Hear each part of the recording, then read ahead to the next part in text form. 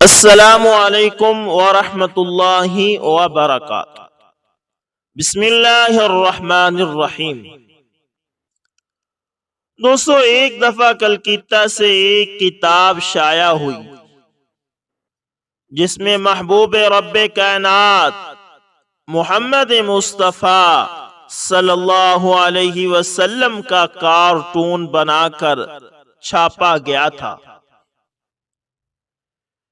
پشاور کے ایک نوجوان امیر احمد نے یہ کارٹون دیکھا تو غم سے نڈھال ہو گیا۔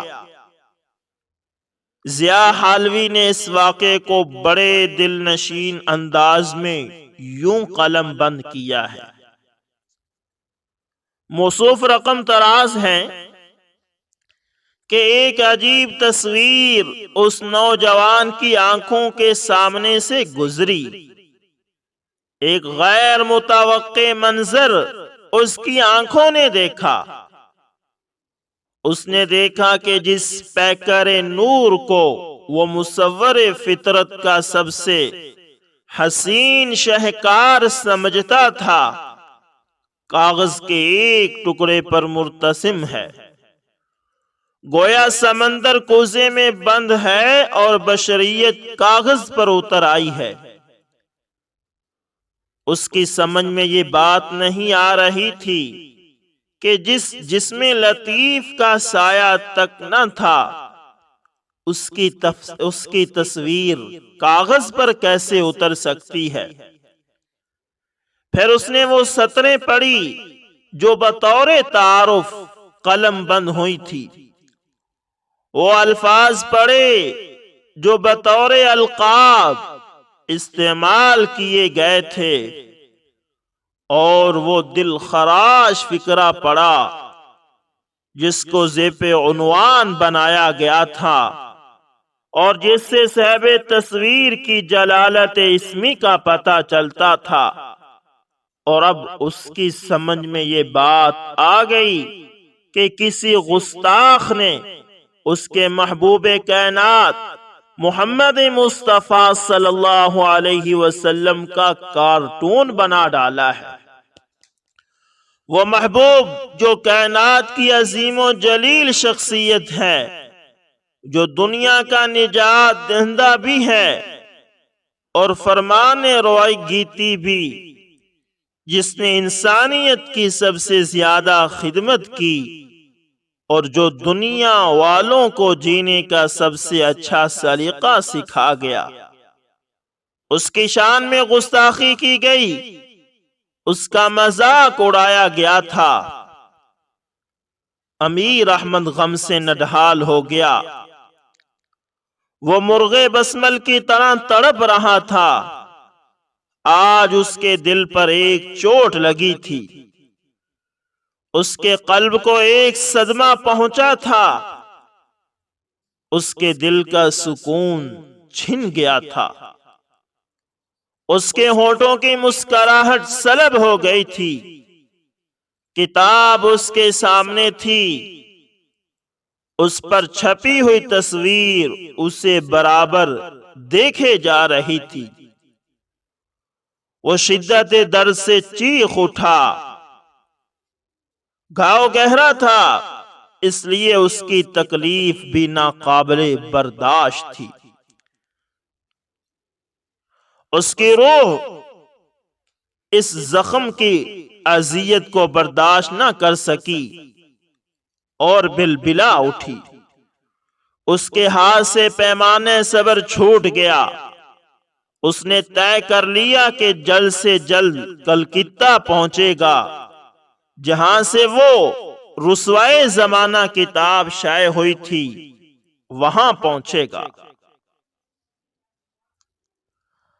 تانگا ہوا سے باتیں کرتا ہوا اسٹیشن کو جا رہا تھا۔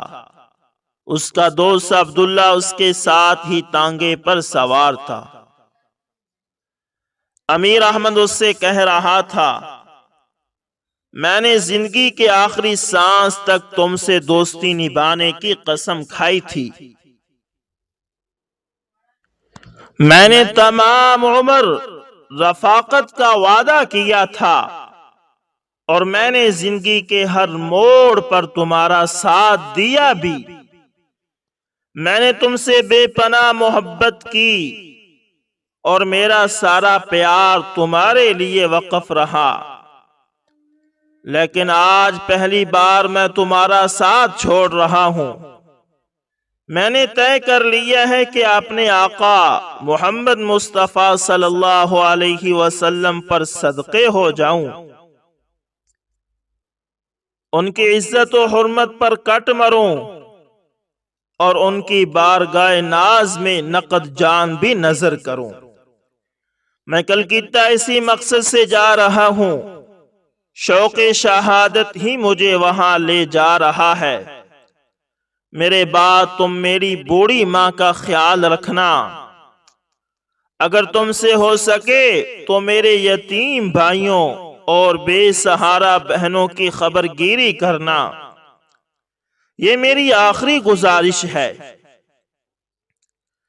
جب امپر احمد اپنی گفتگو تمام کر چکا تو عبداللہ نے کہا، اگر تم یہ سمجھتے ہو کہ میں تمہیں اسٹیشن تک چھوڑنے جا رہا ہوں تو یہ تمہاری بھول ہے۔ میں زندگی کی آخری منزل تک تمہارے ساتھ ہوں۔ کلکتہ تم تنہا نہیں جا رہے ہو، تمہارا عبداللہ بھی تمہارا رفیق سفر ہے۔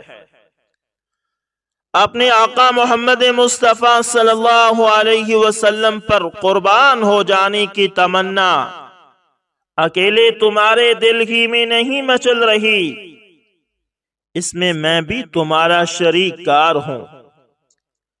شہادت کی تڑپ میرے دل میں بھی ہے، میں بھی اپنے آقا محمد مصطفیٰ صلی اللہ علیہ وسلم پر قربان ہونے کی سعادت حاصل کرنا چاہتا ہوں۔ تمہارے آقا صرف تمہارے آقا نہیں ہیں، وہ ہم سب کے آقا ہیں۔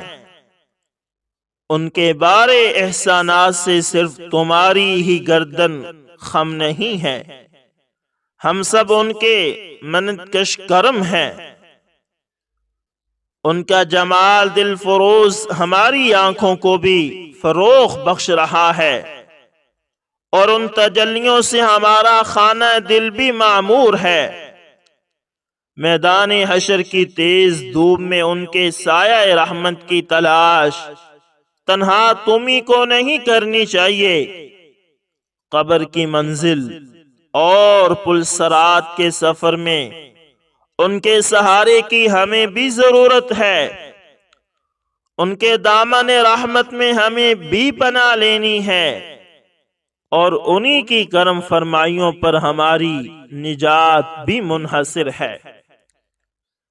پھر یہ کیسے ممکن ہے کہ جو سعادت تم تنہا حاصل کرنا چاہ رہے ہو میں اس سے محروم ہو جاؤں؟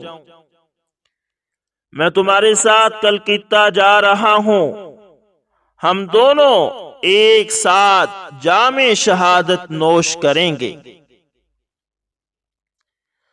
زندگی میں بھی ہمارا تمہارا ساتھ رہا ہے، مرنے کے بعد ہم تمہارے ساتھ رہنا چاہتے ہیں۔ ہم یہ چاہتے ہیں کہ ہمارا تمہارا انجام بھی ایک ہو، قبر سے ہم دونوں ایک ساتھ اٹھیں، ساتھ ہی جنت کو چلیں، اور ہم دونوں کے آقا محمد مصطفیٰ صلی اللہ علیہ وسلم ہم دونوں کی قربانیوں کو قبول فرما لیں، اور ایک ساتھ ہی ہم دونوں کو اپنے دامن رحمت میں پناہ دیں۔ ابھی عبداللہ کی بات پوری نہیں ہو پائی تھی کہ امیر احمد نے اسے ٹوک دیا، تم بھی چلے جاؤ گے تو ہم دونوں کی بوڑھی ماؤں کا کیا ہوگا؟ کس کو ہماری بہنوں کے ہاتھ پیلے کرنے کی فکر ہوگی؟ کون ہمارے بھائیوں کی دستگیری کرے گا؟ عبداللہ ایک مرتبہ پھر گرجا، امیر احمد تمہاری عقل ماری گئی ہے، تم اتنا بھی نہیں سمجھتے کہ کارساز مطلق کوئی اور ہے؟ بھلا سوچو، جو خدا رحم مادر میں جنین کی پرورش کرتا ہے، وہ جوانوں کی تربیت سے کیسے غافل ہو جائے گا؟ پھر جان دینے والوں کو یہ سوچنے کی کیا ضرورت ہے کہ ان کے بعد دنیا کا کیا حال ہوگا؟ جان دینے والے تو بس جان دینا ہی جانتے ہیں، ان کو اس سے کیا غرض کہ وہ اپنے پیچھے کتنے متعلقین چھوڑ رہے ہیں۔ کلکتہ دیکھنے کی آرزو دونوں کو ایک مدت سے تھی۔ آج ان کی ٹیکسی کلکتہ کی سڑکوں پر دوڑ رہی تھی۔ یہ اسٹیشن سے سیدھے لور چیت پر روڈ آئے اور موسیٰ سیٹھ کے مسافر خانہ میں قیام پذیر ہوئے۔ انہوں نے یہاں اپنا سامان اتار کر اور ایک لمحہ ضائع کیے بغیر اس محلے کی طرف چلے جہاں سکون ان کا انتظار کر رہا تھا اور طمانینت قلب ان کے لیے چشمے بارات تھی۔ کلکتہ میں انہوں نے کتاب کے مصنف سے ملاقات کی جس نے ان کے سکون کو غارت کیا تھا اور فاکیشوں کے جذبات محبت کو ٹھیس پہنچائی تھی۔ اس کتاب کا ناشر ہی اس کا مصنف بھی تھا اور اس کے زیر اہتمام اس کی طباعت عمل میں آئی تھی۔ انہوں نے کتاب کے مصنف سے کہا کہ اپنی کتاب سے فلاں حصہ نکال دو، اس سے ہم مسلمانوں کو تکلیف پہنچتی ہے، اور ایک معذرت نامہ شائع کر دو تاکہ جن لوگوں کی تم نے دل آزاری کی ہے ان کی کچھ تسکین ہو جائے۔ کتاب کے ناشر نے کہا، کتاب میں ایک تصویر شائع ہو گئی تو کون سی قیامت آ گئی؟ تمہارے رسول کے خلاف ایک آدھ جملہ لکھ دیا تو کیا ہو گیا؟ تم کہتے ہو میں نے غلطی کی ہے، لیکن میں غلطی ماننے کے لیے تیار ہی نہیں۔ میں نے جو کچھ لکھا ہے ٹھیک لکھا ہے۔ اگر میری تحریر سے کسی کی دل آزاری ہوتی ہے تو ہوا کرے،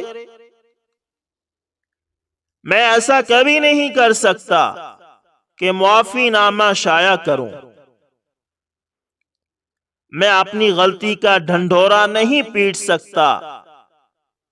تم جا سکتے ہو، میری دکان سے نکل جاؤ اور میرا دماغ مت چاٹو۔ امیر احمد کی آنکھیں شعلے اگلنے لگی، اس کا چہرہ گلنار ہو گیا، اس کی رگیں تن گئی اور وہ بے قابو ہو گیا۔ غلطی اور اس پر اصرار، گستاخی، اور وہ بھی آقا نامدار محمد مصطفیٰ صلی اللہ علیہ وسلم کی شان میں۔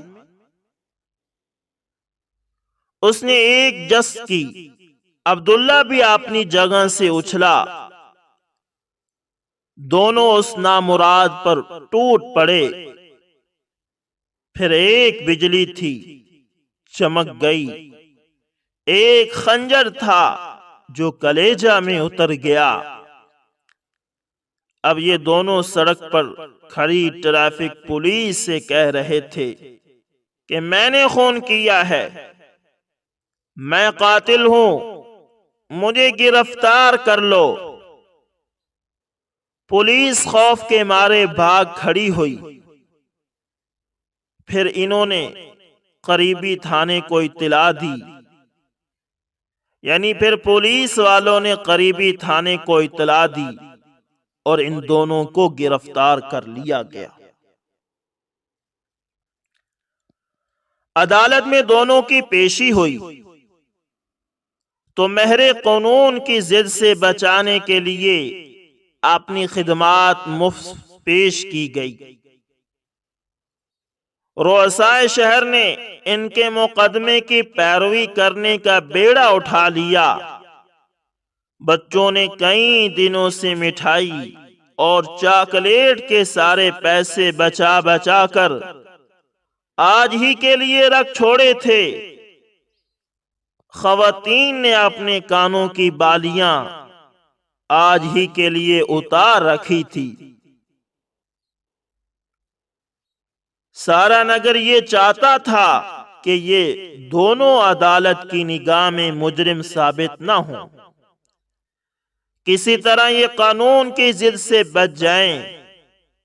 خود حاکم کو بھی ان دونوں کی معصومیت پر ترس آ رہا تھا۔ وہ بھی یہی چاہتا تھا کہ یہ خلاصی پا جائیں، لیکن دشواری یہ تھی کہ یہ دونوں ایسا نہیں کرنا چاہتے تھے۔ شہادت کا شوق ان کے سروں میں سمایا ہوا تھا۔ وہ بزبان حال کہہ رہے تھے، تیرے دماغ، تیرے دل، تیری رگ رگ میں، نبی کے عشق کا سودا نہیں تو کچھ بھی نہیں۔ یہ دونوں جلد از جلد پھانسی کے تختے کی طرف بڑھنا چاہتے تھے۔ آقا محمد مصطفیٰ صلی اللہ علیہ وسلم پر قربان ہو جانے کی تڑپ انہیں بے چین کیے جا رہی تھی۔ ان سے کہا گیا کہ کم از کم اپنی زبان سے اقبال جرم تو نہ کرو، صرف ایک بار کہہ دو کہ تم نے خون نہیں کیا۔ لیکن دونوں یہی کہتے رہے کہ میں نے خون کیا ہے، میں ہی قاتل ہوں، میں نے ہی اس گستاخ کو اس کی گستاخی کی سزا دی ہے۔ آخر فیصلے کا دن آ ہی گیا۔ قانون کی نظر میں دونوں مجرم ثابت ہوئے اور دونوں ہی کے لیے پھانسی کی سزا تجویز کی گئی۔ آج شہر کی ساری آبادی علی پور جیل کے گرد سمٹ آئی تھی۔ ہر کوئی اشکبار آنکھوں سے ان دونوں کے چہروں کا جائزہ لے رہا تھا۔ وہ چہرے جن پر تقدس برس رہا تھا، معصومیت قربان ہو رہی تھی، تقدس برستا رہا، معصومیت ٹوٹتی رہی، اور لوگ ان کا آخری دیدار کرتے رہے۔ سارے لوگوں کی نگاہیں ان کی طرف تھی، لیکن یہ لوگ ان کا آخری دیدار کرتے رہے۔ سارے لوگوں کی نگاہیں ان کی طرف تھی، لیکن یہ دونوں کسی اور طرف ہی دیکھ رہے تھے۔ ان کی نگاہیں بار بار ایک طرف اٹھ جاتی تھی۔ دفعتاً ان کے چہروں پر اضطراب کی ایک کیفیت نمودار ہوئی اور ان کا چہرہ اتر گیا۔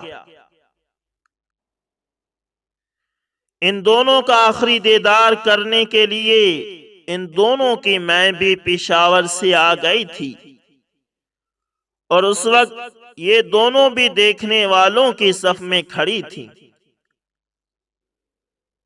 جب انہوں نے ان دونوں کی اس حالت کا اندازہ کیا تو برس پڑی۔ دم آخر چہروں پر حزن و ملال کے آثار کیوں؟ زندگی جب اتنی ہی پیاری تھی تو موت کو دعوت کیوں دی تھی؟ اللہ اکبر، یہ ماؤں کے جذبات تھے۔ کیا اللہ والوں کا یہ وتیرہ ہے؟ شیطان رسول صلی اللہ علیہ وسلم کا ایسا ہی کردار ہوتا ہے۔ سرفروش اس طرح جان دیتے ہیں، خبردار جو چہرے پر غم کی کیفیت پیدا ہونے دی۔ یاد رکھو، اگر تم نے ہنستے ہوئے جان نہیں دی،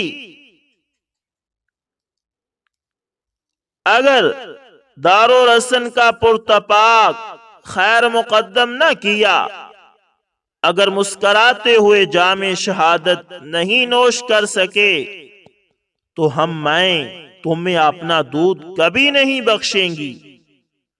تم کو آج خوش ہونا چاہیے کہ آج تم اس سعادت سے بہرہور ہو رہے ہو جو کسی کا مقسوم نہیں۔ یہ رتبہ بلند ملا جس کو مل گیا۔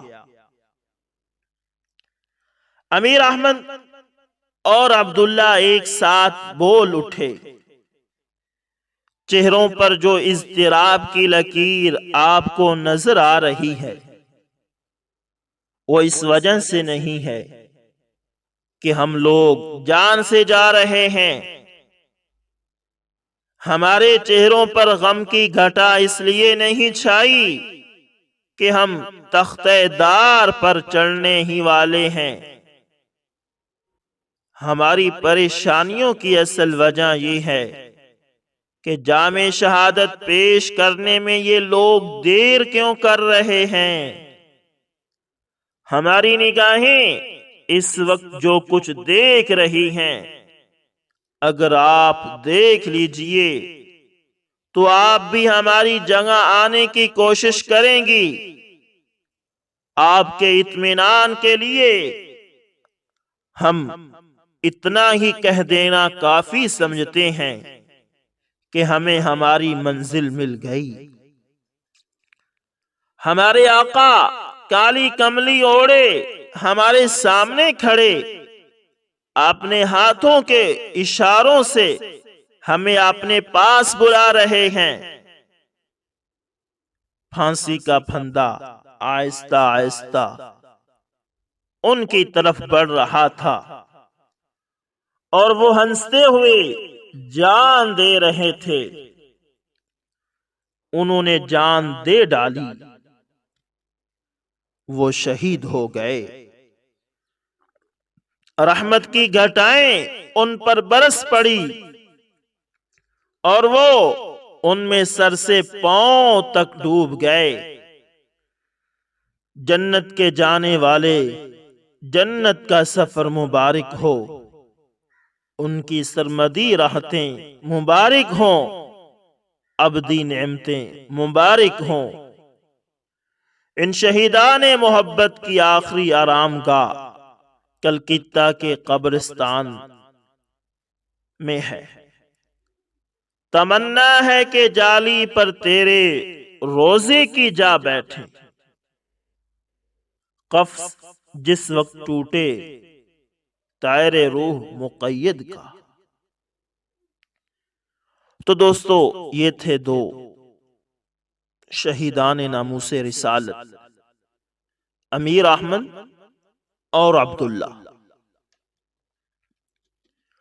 جنہوں نے گستاخ رسول کو اس کی گستاخی کی سزا دی اور خود ناموس رسالت پر قربان ہو گئے۔ آج بھی مسلمانوں کا یہی جذبہ ہے۔ مسلمان جیسا بھی ہو، جتنا بھی گنہگار ہو، خواہ وہ کبھی مسجد میں نہ گیا ہو، نماز بھی نہ پڑھتا ہو، لیکن مسلمان اپنے نبی کی گستاخی کبھی برداشت نہیں کرتا۔ یہ جذبہ اللہ تعالیٰ نے ہر مسلمان کے اندر رکھا ہے۔ مسلمان کو سب سے بڑھ کر اپنے نبی سے محبت ہے۔ وہ نبی کی عزت و ناموس پر اپنی جان کو قربان کر دیتا ہے۔ کہیں اور کتنے ایسے واقعات آپ نے سنے ہوں گے جس کے اندر ایک عام سا سادہ سا مسلمان جب وہ دیکھتا ہے کہ میرے نبی کی شان میں گستاخی ہوئی ہے تو وہ کھڑا ہو جاتا ہے، وہ پھر ایسا کارنامہ سر انجام دیتا ہے کہ بڑے بڑے تہجد گزار بھی اس کے مقام کو نہیں پہنچ سکتے۔ اللہ تعالیٰ سے دعا ہے کہ اللہ تعالیٰ ہمیں صحیح معنوں میں عشق رسول عطا فرمائے اور آپ صلی اللہ علیہ وسلم کی سنتوں پر عمل کرنے کی توفیق عطا فرمائے۔ تو دوستو امید کرتا ہوں ویڈیو اچھی لگی ہوگی۔ اگر آپ کو پسند آئے تو لائک، شیئر، کمنٹ لازمی کریں، اور اگر آپ ہمارے channel AS information TV پر نئے ہیں تو دوستو اس کو بھی لازمی سبسکرائب کریں اور ساتھ میں بیل کے نشان کو دبانا نہ بھولیے گا تاکہ ہر نئی ویڈیو کا نوٹیفیکیشن سب سے پہلے آپ تک پہنچتا رہے۔ دوستو ملتے ہیں کسی نیکسٹ اچھی سی ویڈیو کے اندر، تب تک کے لیے اللہ حافظ، جزاکم اللہ خیر۔